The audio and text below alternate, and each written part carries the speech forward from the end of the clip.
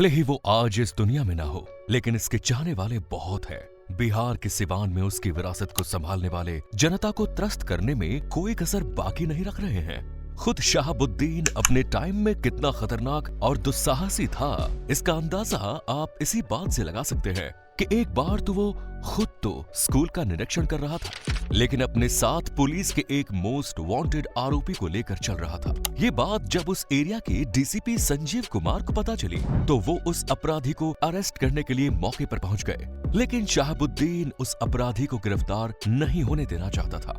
वो पुलिस से बहस करने लगा, नोक झोंक बढ़ी तो उसने सीधे डीएसपी को ही थप्पड़ मार दिया। इसका नतीजा कुछ अच्छा नहीं हुआ, पुलिस और भी उसके पीछे पड़ गई, लेकिन फिर भी उसने जो कमबैक किया तो फिर पीछे मुड़कर नहीं देखा। उसके बाद सिवान का नया बाहुबली कौन है?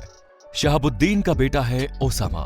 वो अपने पिता की जमीन जायदाद और रुपए पैसे का वारिस तो बन गया, पर अगर जुर्म की दुनिया में बादशाहत की बात करे तो वो पिता की जगह नहीं ले पाया। पत्नी अपने पति की जगह से चुनाव तो लड़ रही है, पर आज तक जीत नहीं पाई। शहाबुद्दीन की जुर्म की विरासत को अगर किसी ने संभाला है तो वो उसके ही साथ काम करने वाले व्यक्ति के ही बेटे हैं। और मजे की बात ये है कि जिसने आज शहाबुद्दीन की विरासत को संभाला है, शहाबुद्दीन का परिवार उसके डर के साए में जीने को मजबूर है। भले ही बिहार के सिवान जिले में कुछ लोग शहाबुद्दीन जैसे व्यक्ति को भगवान की उपाधि दे डाले, लेकिन सच्चाई ये है कि उसने अपने जीवन में जितने भी बुरे कर्म किए हैं उनकी लिस्ट बड़ी लंबी है। उसके आगे उसके अच्छे कर्म छोटे पड़ जाते हैं। अगर आप एग्जाम्पल देखना चाहते हैं तो शहाबुद्दीन का तेजाब कांड ही याद कर लीजिए। इसके पहले कि हम आपको शहाबुद्दीन के तेजाब कांड की याद दिलाएं, आपको एक और बात याद दिलाना चाहते हैं कि अगर आपने हमारे इस चैनल को अभी तक सब्सक्राइब नहीं किया है तो सब्सक्राइब जरूर कर लीजिए और नोटिफिकेशन बेल को जरूर ऑन कर दीजिए। तो तेजाब कांड की कहानी इस प्रकार है। बिहार के सिवान जिले में चंदा बाबू नाम के एक दुकानदार होते थे। उनके परिवार में 4 बेटे और पत्नी थी। सिवान में उनकी 2 दुकानें थी, एक किराने की दुकान थी और दूसरी परचून की दुकान। 16 अगस्त साल 2004 की रात इस परिवार पर दुखों का पहाड़ टूट पड़ा। जब वो एक दिन दुकान में नहीं थे तब उनके बेटे दुकान में बैठे हुए थे। एक दुकान पर उनका बेटा सतीश बैठा हुआ था और दूसरी दुकान पर गिरीश। इस समय कुछ बदमाश आए। उन बदमाशों ने उनसे अवैध वसूली करनी चाहिए। बदमाशों ने दुकान पर बैठे चंदा बाबू के बेटे सतीश से 2 लाख रुपए की रंगदारी मांगी। चंदा बाबू का जो बेटा दुकान में था उसने उनसे रंगदारी देने के बजाय उन बदमाशों से बहस करना शुरू कर दिया। बात मारपीट तक पहुंच गई। ये देखकर सतीश अपने घर गया, वहां से तेजाब लेकर आया और उसने बदमाशों पर डाल दिया। इसके बाद बदमाशों का गुस्सा 7वें आसमान पर पहुंच गया। उन्होंने दुकान में आग लगा दी। उसी समय चंदा बाबू का तीसरा बेटा छुपकर इस घटना को देख रहा था। बदमाशों ने उसको भी पकड़ लिया और उसके दोनों भाइयों को अपने साथ ले गए। राजीव को रस्सियों से बांध दिया गया और उसकी आंखों के सामने उसके भाइयों को तेजाब से नहला दिया। तेजाब से भरी बाल्टी उसके भाइयों के ऊपर डाल दी गई और उनके मरने के बाद उनकी बॉडी के टुकड़े टुकड़े करके उसे बोरे में भरकर फेंक दिया। चंदा बाबू का तीसरा बेटा राजीव किसी तरीके से बदमाशों के चंगुल से छूटकर भागने में कामयाब रहा और वो वहां के सांसद के घर जाकर छुप गया। इस घटना के बाद चंदा बाबू का एक अपाहिज बेटा और 2 बेटियां भी घर छोड़कर भाग गए। चंदा बाबू को ये धमकी दी गई कि वो भूलकर भी सिवान न आए। अपने परिवार के साथ हुए अन्याय का बदला कानून के रास्ते से लेने के लिए चंदा बाबू को काफी संघर्ष करना पड़ा। उन्होंने नेताओं से लेकर पुलिस के अधिकारियों तक मदद करने का अनुरोध किया, लेकिन उनकी कहानी सुनने के बाद भी कोई उनकी मदद करने के लिए आगे नहीं आया और अगर किसी ने मदद का आश्वासन दिया भी तो उससे कोई ठोस नतीजा नहीं निकला। इस कांड का आरोप शहाबुद्दीन पर लगा। यहाँ तक कि चंदा बाबू ने राहुल गांधी तक अपनी बात पहुंचाई पर उनकी कोई मदद नहीं हुई। फाइनली चंदा बाबू पुलिस के डीजीपी से मिले, तब उन्होंने एसपी को फटकार लगाई। मामले में केस दर्ज हुआ और मुकदमा शुरू हो गया। अपने बेटों को न्याय दिलाने के लिए चंदा बाबू ने सारी उम्र कानूनी लड़ाई लड़ी। वो लड़ाई साल 2004 से शुरू हुई। उस समय बिहार में बाहुबलियों का बोलबाला होता था, लेकिन नीतीश सरकार ने शहाबुद्दीन पर एक्शन लिया। ये मामला लंबे समय तक कोर्ट में चला। साल 2014 में चंदा बाबू को एक और झटका लगा। उनके 3 बेटों में से जो एक बेटा राजीव बच गया था वो तेजाब कांड का गवाह था। साल 2014 में उसकी शादी हुई, लेकिन शादी के 18 दिन बाद 16 जून 2014 को उसकी भी गोली मारकर हत्या कर दी। यूं तो शहाबुद्दीन पर कई और मामले भी दर्ज थे, लेकिन साल 2005 में उसे दिल्ली से पकड़ लिया गया और वो जेल की सलाखों के पीछे चला गया। इस तेजाब कांड में शहाबुद्दीन को सजा भी हुई और वो सजा बिहार हाई कोर्ट से बरकरार भी रही। एक लंबी कानूनी लड़ाई लड़ने के बाद चंदेश्वर प्रसाद उर्फ चंदा बाबू इस दुनिया से चल बसे। हमारा ख्याल है कि शहाबुद्दीन की क्रिमिनल मेंटालिटी को समझने के लिए ये एक कांड काफी है, लेकिन इसके कुकर्मों की लिस्ट बड़ी लंबी है। शहाबुद्दीन की जिंदगी में जुर्म की एंट्री उसकी जवानी के शुरुआती दिनों से ही हो गई। साल 1986 में जब वो केवल 19 साल का था, उस समय उस पर पहला आपराधिक मामला दर्ज हुआ। उसके बाद वो अपराध की दुनिया में उतरता ही चला गया और उस पर दर्ज होने वाले मामलों की संख्या भी बढ़ती ही चली गई। शहाबुद्दीन के खिलाफ आवाज उठाने वालों का क्या अंजाम होता है, इसका एक और उदाहरण आपके सामने हम रखने जा रहे हैं। बिहार के आपराधिक पृष्ठभूमि पर आधार आई एक वेब सीरीज रंगबाज डर की राजनीति अगर आपने देखी हो तो निश्चित रूप से आपको हमारे आने वाली कहानी में उस वेब सीरीज के दृश्य नजर आ जाएंगे। ये एक ऐसी सच्चाई है जो हमारे समाज में न्याय व्यवस्था को मुंह चिढ़ाती नजर आती है। ये कहानी है चंद्रशेखर प्रसाद की, जिनका जन्म हुआ 20 सितंबर 1964 को बिहार के सिवान जिले में। बहुत ही साधारण परिवार में जन्मे इस लड़के का बचपन समाज में फैली असमानता और अन्याय को देखते हुए बीता। इसकी शुरुआती शिक्षा तो सिवान में हुई। इसके बाद पढ़ाई करने के लिए वो सिवान से बाहर चले गए। पढ़ाई लिखाई में काफी अच्छे थे, इसीलिए उन्होंने एनडीए की तैयारी भी की, लेकिन आगे चलकर उनका मन इस पढ़ाई में नहीं लगा, क्योंकि उनके दिल दिमाग में सिवान में सामाजिक बदलाव को लेकर आने की क्रांति घर कर चुकी थी। उन्होंने देश के प्रतिष्ठित विश्वविद्यालय जेएनयू में दाखिला लिया और पढ़ाई करने लगे। जवाहरलाल नेहरू कृषि विश्वविद्यालय में एडमिशन लेने के साथ ही उन्होंने वहां की छात्र राजनीति में भी हिस्सा लिया और ऑल इंडिया स्टूडेंट एसोसिएशन में शामिल हो गए। यहाँ से उनकी राजनीतिक यात्रा शुरू हुई। चंद्रशेखर ने अपने व्यवहार, भाषण और काम की वजह से विश्वविद्यालय के विद्यार्थियों के बीच काफी पॉपुलैरिटी हासिल की। जब उनकी पढ़ाई लिखाई पूरी हुई तो उन्होंने ये डिसाइड किया कि वो अपने गांव सिवान आएंगे और वहाँ के जमीनी हालात में बदलाव करेंगे। लोगों के लिए न्याय की असली लड़ाई उन्होंने सिवान से शुरू करने का फैसला लिया। आगे चलकर इस फैसले ने क्या रंग दिखाया, आइए अब आपको हम वो बता देते हैं।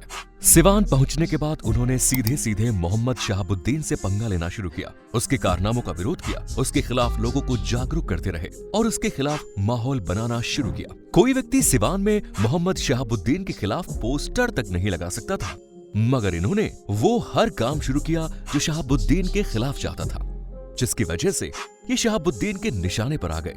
ये घटना 31 मार्च 1997 की है, जब सिवान के जेपी चौराहे पर चंद्रशेखर प्रसाद एक नुक्कड़ सभा को संबोधित कर रहे थे। वो भाषण दे रहे थे और शहाबुद्दीन के खिलाफ लोगों को जागरूक कर रहे थे। उसी समय 2 बाइक सवार आए और उन्होंने सीधे चंद्रशेखर प्रसाद पर गोलियां बरसानी शुरू कर दी। उनकी वहीं मौत हो गई। इसके बाद शहाबुद्दीन के जिस खौफ को वो खत्म करने का इरादा लेकर लड़ाई कर रहे थे, वो खौफ कई गुना बढ़ाकर लोगों के दिल में घर कर गया। चंद्रशेखर के साथ उस समय उनकी पार्टी के कार्यकर्ता श्याम नारायण यादव भी थे, जो इस हमले का शिकार हो गए थे। उनकी मौत ने पूरे देश को हिलाकर रख दिया। जवाहरलाल नेहरू विश्वविद्यालय के स्टूडेंट सड़कों पर आ गए, प्रोटेस्ट करने लगे, विरोध प्रदर्शन भी हुआ। दिल्ली से लेकर बिहार तक चंद्रशेखर की हत्या का विरोध हो रहा था और न्याय की मांग उठ रही थी। लेकिन इसके बावजूद इस हत्याकांड की जांच में कई सालों का समय लग गया। शहाबुद्दीन के राजनीतिक दबाव के आगे न्याय व्यवस्था लाचार हो गई। शहाबुद्दीन पर जब दूसरे मामलों की जांच शुरू हुई तो 19 साल बाद साल 2016 में उसे कई मामलों में दोषी ठहराया गया। लेकिन फिर भी चंद्रशेखर की हत्या के मामले में उसके परिवार वालों को वो न्याय नहीं मिला जिसकी उन्हें उम्मीद थी। हालांकि चंद्रशेखर को उनके मरने के बाद अन्याय के विरुद्ध आवाज उठाने वाले यूथ आइकन के तौर पर देखा जाने लगा। इस बीच शहाबुद्दीन राजनीति की दुनिया में कदम रख दिया।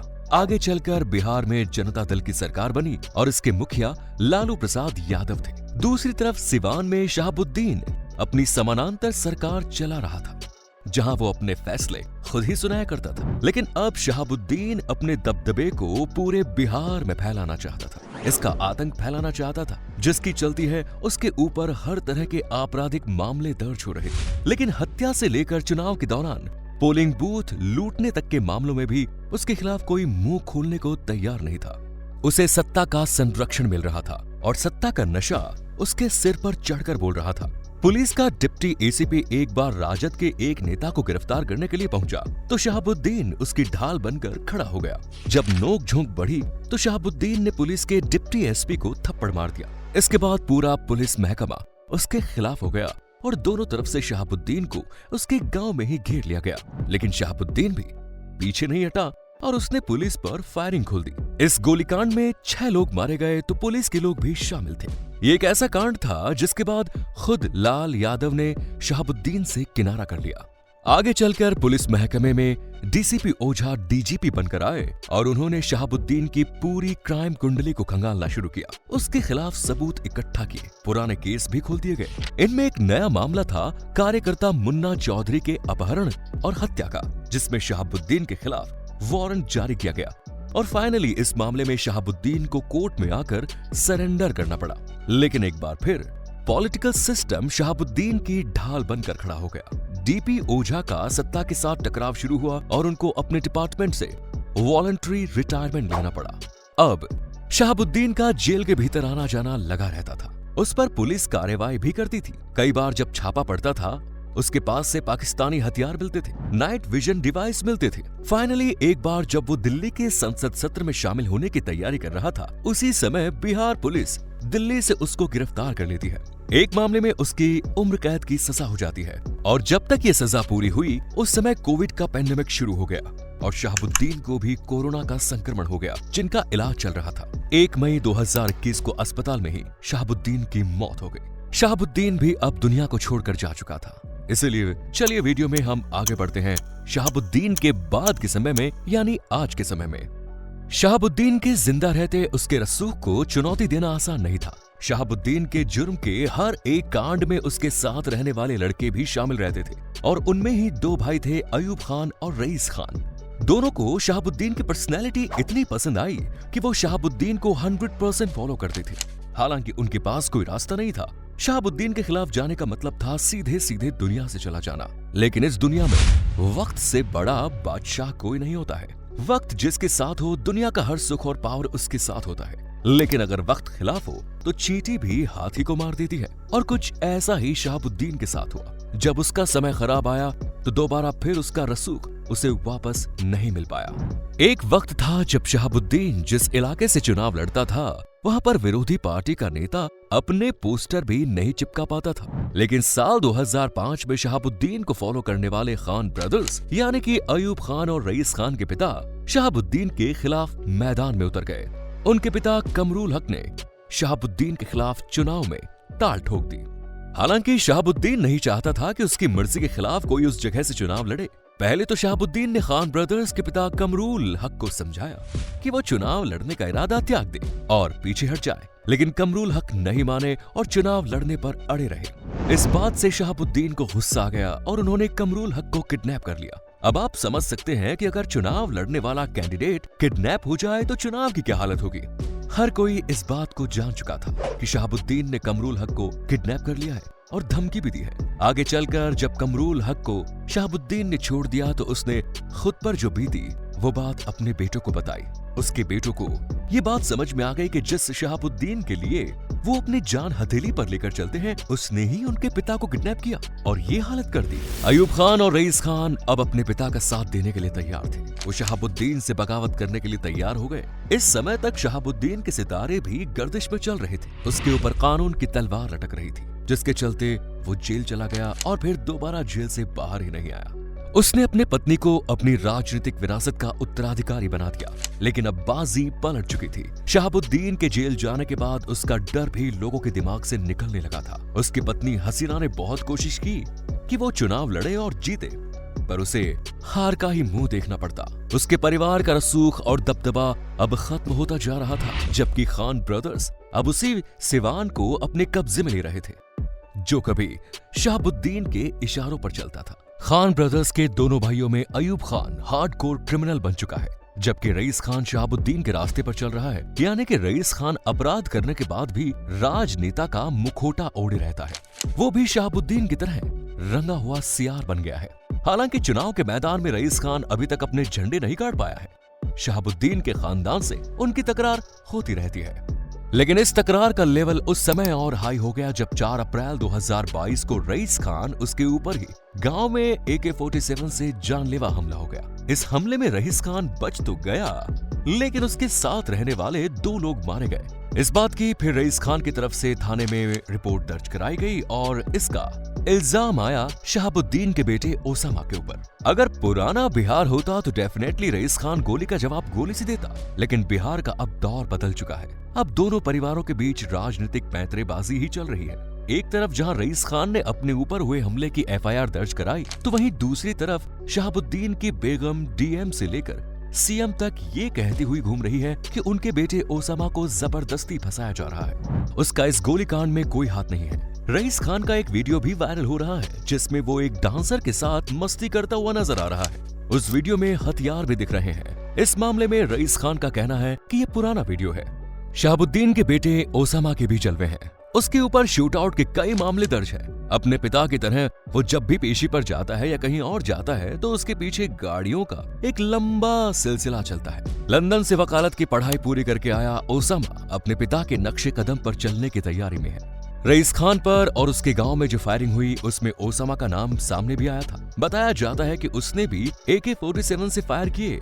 इसमें एक व्यक्ति की मौत हो गई। जब एफआईआर दर्ज हुई तो उसमें इसका नाम भी शामिल हुआ, लेकिन आगे चलकर जब पुलिस ने जांच करी तो जांच में पुलिस ने ओसामा के नाम को अलग कर दिया। इसके बाद ओसामा के ऊपर एक और आरोप लगा कि उसने अपनी बहन के पक्ष में उसने उत्पात मचाया। मोतिहारी की फेमस रानी कोठी में जाकर उसने वहां तोड़फोड़ की, संपत्ति को नुकसान पहुंचाया, जबरदस्त बवाल काटा। इस मामले में जब एफआईआर हुई तो पुलिस उसकी तलाश करने लगी, लेकिन ओसामा फरार हो गया। वो कहां चला गया ये किसी को नहीं मालूम था। काफी समय तक पुलिस उसे बिहार की पुलिस ढूंढती रही। इसके बाद राजस्थान में चुनाव का मौका आया और इसी दौरान राजस्थान की पुलिस संघन चेकिंग कर रही थी। इसी दौरान एक कार में सवार 3 लोगों के ऊपर पुलिस को शक हुआ। पुलिस के द्वारा उनको रोका गया और उनसे पूछताछ हुई तो पुलिस को ये लोग सही जानकारी नहीं दे रहे थे। इसके बाद पुलिस ने इन लोगों को ग्रामीण थाने में ले जाकर रख दिया और जब सख्ती से पूछताछ हुई तब ये इन्फॉर्मेशन निकलकर सामने आए कि इनमें से एक व्यक्ति ओसामा है। ये वही ओसामा है जो बिहार के बाहुबली नेता शहाबुद्दीन का बेटा है। राजस्थान की पुलिस उसे वहां की कंसर्न कोर्ट में पेश करती है। बिहार पुलिस को इन्फॉर्म करती है और फिर बिहार पुलिस ओसामा को राजस्थान से उसके 3 साथियों के साथ बिहार लेकर आती है। कहते हैं कि जब बिहार की कोर्ट में ओसामा को पेशी के लिए ले जाया जा रहा था तब उसके समर्थकों को भी उसके साथ देखा गया और लगभग 150 गाड़ियों का काफिला उसके साथ था। इतनी बड़ी संख्या में गाड़ियों को देखकर पुलिस के होश उड़ गए। पुलिस ने इन तमाम गाड़ियों को पहले ही रोक दिया और ओसामा को अपनी कैदियों वाली गाड़ियों में बैठाकर पेशी के लिए ले गए। कोर्ट परिसर के बाहर भी ओसामा के समर्थकों ने उसके समर्थन में नारे लगाए। ये ठीक वैसा ही सीन था जैसा कभी शहाबुद्दीन के समर्थक उसके लिए नारे लगाते थे। क्या वजह है कि हमारी व्यवस्था अपराधियों के आगे झुक जाती है? क्या इस तरह से हर व्यक्ति को न्याय मिल पाएगा? ऐसे कई सवाल आज भी मौजूद हैं। अगर आप इन सवालों का कोई जवाब जानते हैं तो अपनी राय हमें कमेंट्स में जरूर दें। और आज का वीडियो यहीं खत्म होता है। अगर आपको ये वीडियो पसंद आई तो लाइक करें, शेयर करें, चैनल को जरूर सब्सक्राइब करें। धन्यवाद।